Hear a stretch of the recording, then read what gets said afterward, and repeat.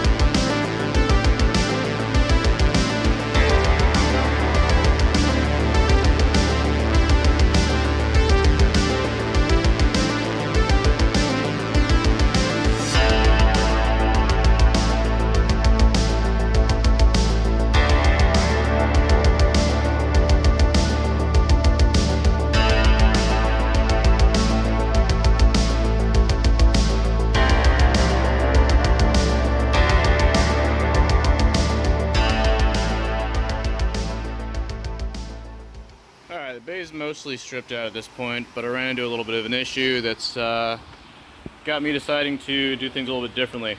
So, if you don't know, on this side of the engine bay, like harness, where it goes into the car, this wire, so the lower, there's like two parts where it branches off here. The lower part just goes into a few plugs down by the footwell. This wire goes way up into the dash, underneath the cluster, and probably all the way throughout the whole dash, and for all I know, the whole car. So after tearing apart my dash and most of the under portion of it to get to everything, I've decided to just go ahead and leave it in there, because it's going to be way too much work to pull the whole dash out, get the whole wire harness all disconnected, and then have to go back through that later. So for the duration of painting the engine bay, I'm just going to leave this strewn across the floor like I have it right now, and that's just going to have to be good enough.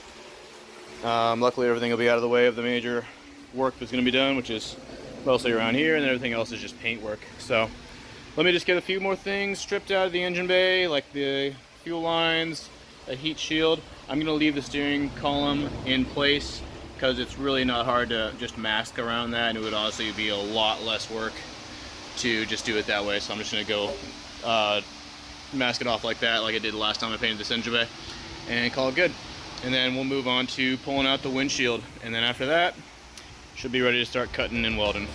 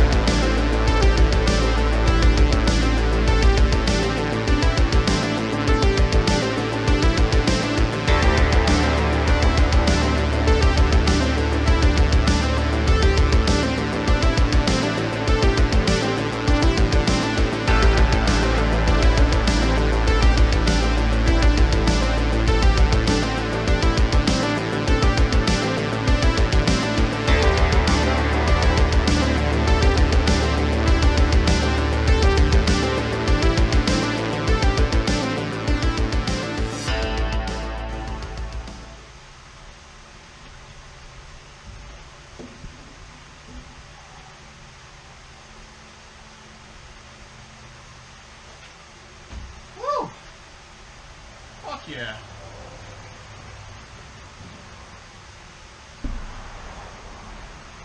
Oh man, that's awesome. Okay.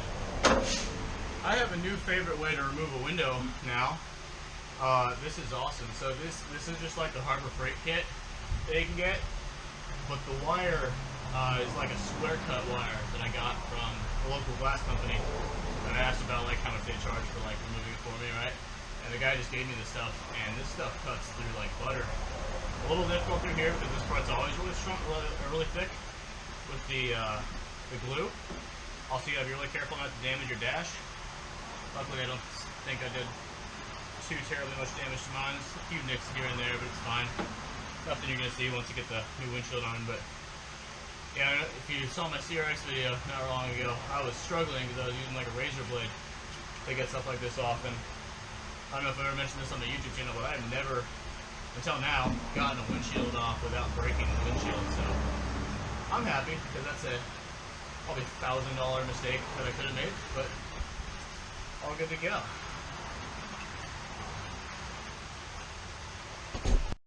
Also, more good news. Now that I got the windshield out of the way, I can clearly see everything within the ceiling area, and this shell is super clean. There's not a bit of rust anywhere around this, so not gonna have to worry about any of that when I'm dealing with paint, which is great because I'm honestly pretty tired of dealing with that with all these rusty old Hondas. So this is a breath of fresh air.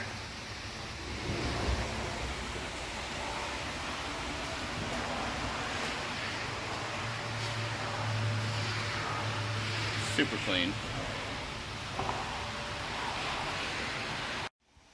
Alright, now that that's all out of the way, I gotta start cutting off this old headlight bucket.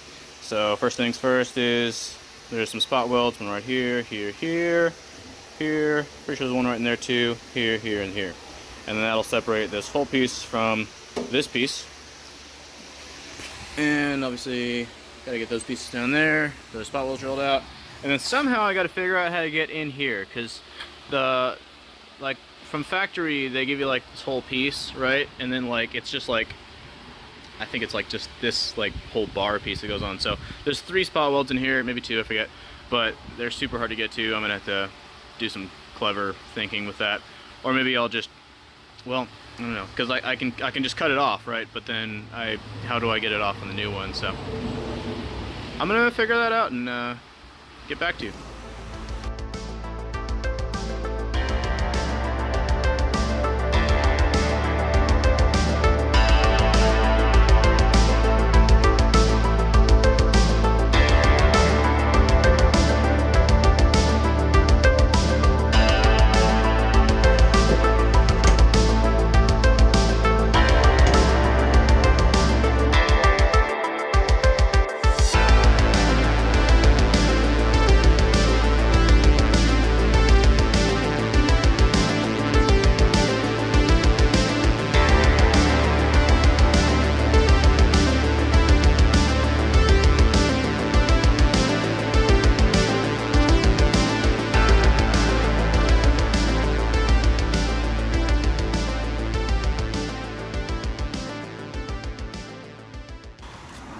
Sorry guys, dead GoPro battery strikes again, but I did manage to get this piece off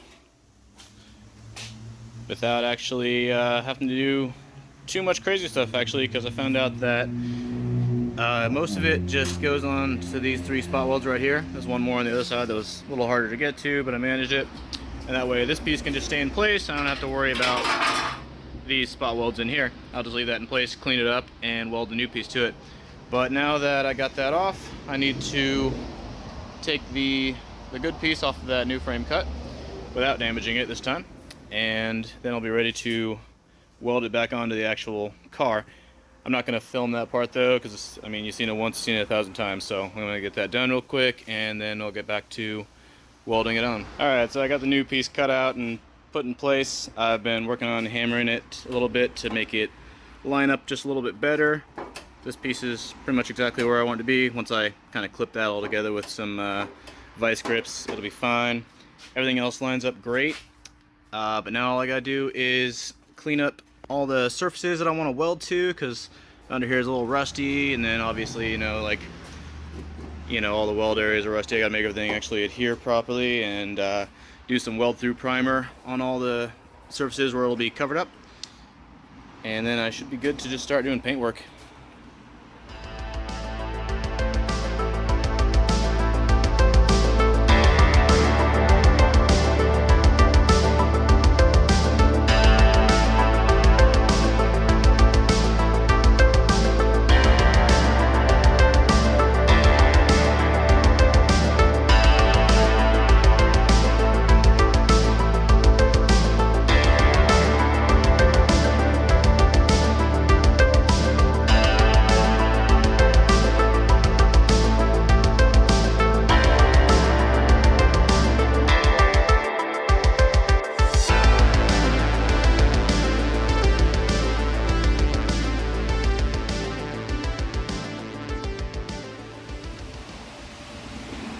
Alright guys, I'm all done. It looks great. Got it all welded up.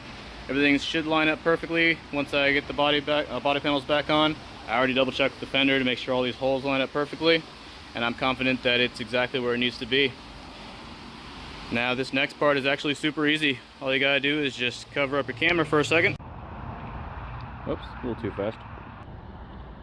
There we go.